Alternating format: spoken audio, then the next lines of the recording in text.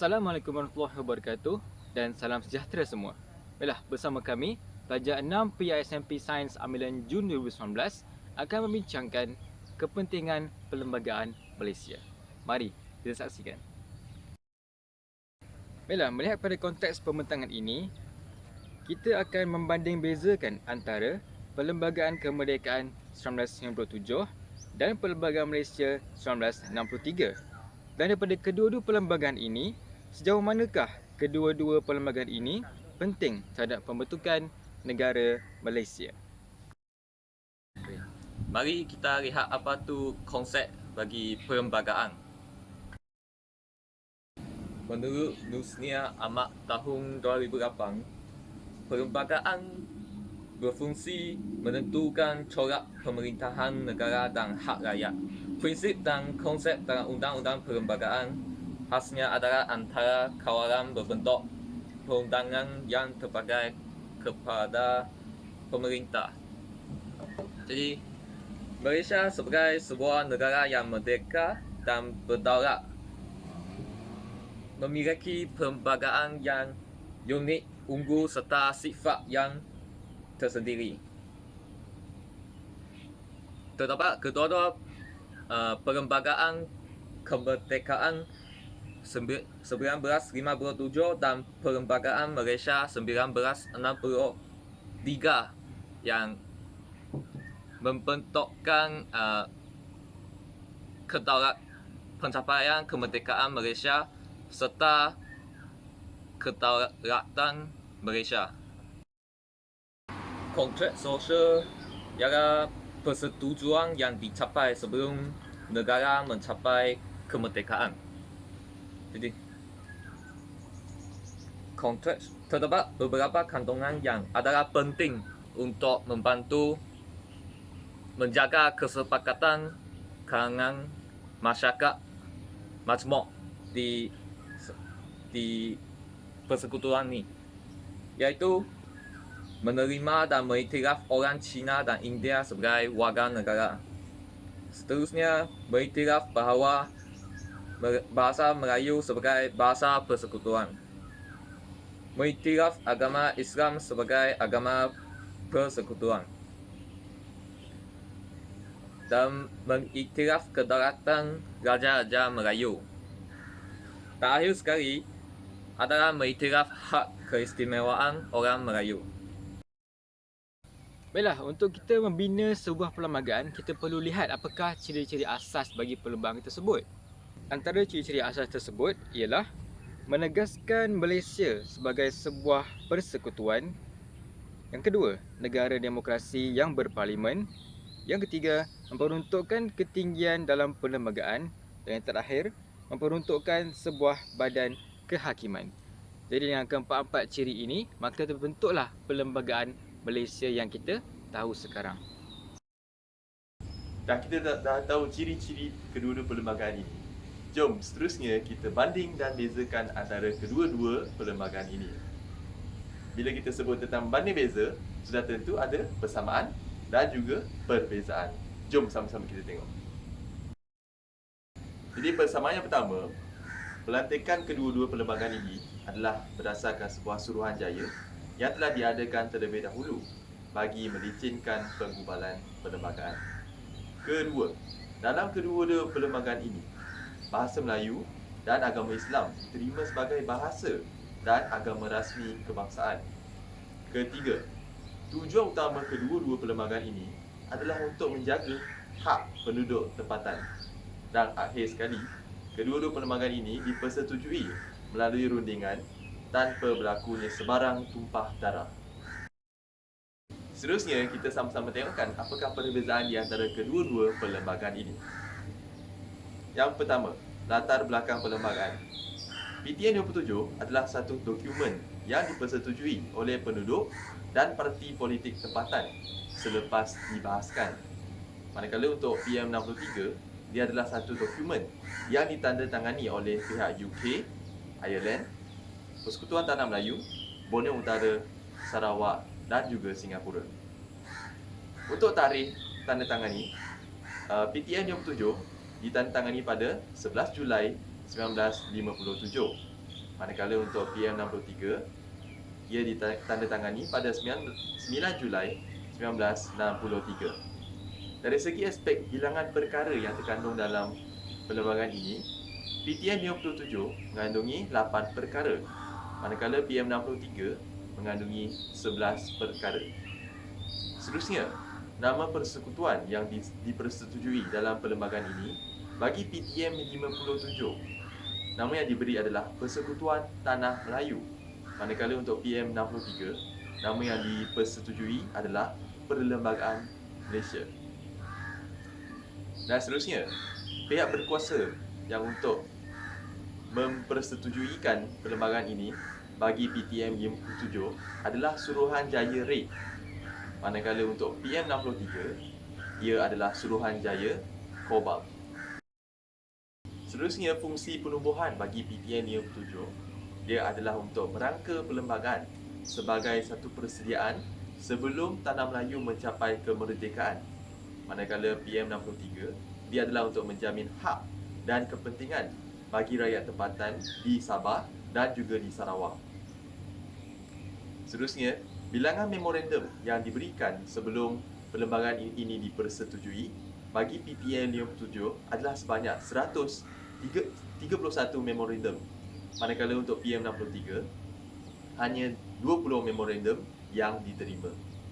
Seterusnya, agama rasmi bagi perlembagaan PTM 57, agama Islam adalah sebagai agama rasmi. Dan untuk PM63, perundangan tentang Islam tidak terpakai di Borneo Utara sahaja. Seterusnya, bahasa kebangsaan yang dipersetujui, PTM 57 mempersetujui bahawa bahasa Melayu sebagai bahasa kebangsaan. Manakala untuk PM63, bahasa Inggeris dijadikan sebagai bahasa rasmi hanya kegunaan di Borneo Utara. Dan akhir sekali adalah hak keistimewaan. PTM 57 mementingkan ataupun memfokuskan kepada orang Melayu di dalam Persekutuan Tanah Melayu. Manakala untuk PM63, ia berfokus kepada kaum Bumiputera di Sabah dan di Sarawak. Tahukah anda sepatutnya Hari Malaysia terjatuh pada 31 Ogos 1963. Namun disebabkan beberapa faktor yang tidak dapat dielakkan, ia adalah ditunda ke 16 September 1963. Dan sebab itulah kita menyambut 2 hari cuti pada bulan Ogos dan bulan September, iaitu pada 31 Ogos setiap tahun, iaitu Hari Kemerdekaan, dan juga 16 September, iaitu Hari Malaysia. Sebentar tadi, kita telah ambil maklum bahawa persamaan dan perbezaan antara Perlembagaan Persekutuan 1957 dan Perlembagaan Malaysia 1963. Persoalan seterusnya adalah sejauh manakah kedua-dua perlembagaan ini memberi impak yang signifikan terhadap pembentukan Malaysia pada hari ini. Pertama sekali, Perlembagaan Kemerdekaan 1957 telah membolehkan negara Malaysia untuk mentadbir Malaysia secara berdaulat, di mana pemimpin-pemimpin pada ketika itu mempunyai kuasa untuk menentukan corak pentadbiran tanpa sebarang campur tangan oleh kuasa-kuasa asing seperti pihak British. Dengan ini, pihak Persekutuan Tanah Melayu juga telah membentuk kerajaan yang berdemokrasi, iaitu rakyat-rakyat Malaysia ataupun Persekutuan Tanah Melayu pada ketika itu bebas memilih pemimpin ataupun kerajaan yang mereka ingin semasa pilihan raya. Yang ketiga adalah pengenalan konsep raja perperlembagaan, di mana raja-raja Melayu adalah sama seperti rakyat-rakyat Malaysia dengan tertakluk kepada perlembagaan yang telah ditetapkan ataupun yang telah digubah, iaitu Perlembagaan Kemerdekaan 1957. Yang keempat adalah pemupukan perpaduan kaum di Persekutuan Tanah Melayu. Hal ini kerana Persekutuan Tanah Melayu yang telah terbentuk pada ketika itu adalah hasil usaha antara ketiga-tiga parti yang digelar sebagai Parti Perikatan, iaitu UMNO, MCA dan MIC. Dengan ini, sudah terang lagi bersuluh bahawa perpaduan kaum pada ketika itu adalah sangat kuat ataupun sangat mantap dari segi adanya kerjasama antara kaum untuk menuntut kemerdekaan daripada pihak British. Perkara ini juga telah menjurus kepada kelahiran identiti nasional dengan masyarakat ataupun rakyat Malaysia pada ketika itu memegang matlamat yang bersama, iaitu menjaga kedaulatan Persekutuan Melayu pada ketika itu dan kedaulatan Malaysia sehinggalah pada hari ini. Bagi Perlembagaan Malaysia 1963 pula, satu fakta yang menarik ataupun satu elemen yang penting telah dimasukkan ke Malaysia ini, iaitu gabungan Sabah dan Sarawak dengan Persekutuan Melayu dan seterusnya membentuknya Malaysia. Jadi, kepentingan yang paling utama adalah memelihara hak istimewa Bumiputera. Hal ini kerana kita sedia maklum bahawa Sabah dan Sarawak terdiri daripada pelbagai etnik seperti Kadazan, Iban dan sebagainya. Jadi, hak-hak istimewa mereka pada ketika itu adalah sangat penting dan telah dititik beratkan oleh pihak kerajaan pada ketika itu. Maka, dengan adanya Perlembagaan Malaysia 1963 ini, hak-hak istimewa Bumiputera ini telah terpelihara. Yang kedua adalah dari segi kestabilan politik dan sistem pentadbiran. Sekiranya kita fikir secara logik, dari 1957 sehingga 1963 telah berjalan pentadbiran itu selama beberapa tahun. Maka dengan adanya pindaan ataupun wujudnya Perlembagaan Malaysia ini, sudah tentunya sistem politik Malaysia pada ketika itu adalah semakin mantap dan seterusnya lebih stabil lah. Dan bagi perkara ini juga adalah penting kepada menjurus ke arah keadilan dan ketulusan pentadbiran, di mana tiada sebarang penyelewengan akan berlaku dalam sistem politik tersebut. Dan perkara ini juga penting untuk menjamin kepentingan kepada semua rakyat Malaysia tanpa mengira bangsa, agama dan kaum. Dan isi yang keempat ataupun kepentingan keempat adalah Perlembagaan Malaysia 1963 ini juga telah menjurus kepada perkembangan ekonomi negara, kerana pada ketika itu Malaysia telah memiliki lebih daripada 3 etnik ataupun bangsa selain Cina, Melayu, India. Dia juga adanya Kadazan, dusun seperti apa yang saya sebut tadi. So, dengan adanya pelbagai etnik ini, dari segi kegiatan ekonomi juga telah dipelbagaikan. Dan bila kegiatan ekonomi dipelbagaikan, perkembangan ekonomi telah sistem ekonomi juga telah berkembang dengan semakin maju.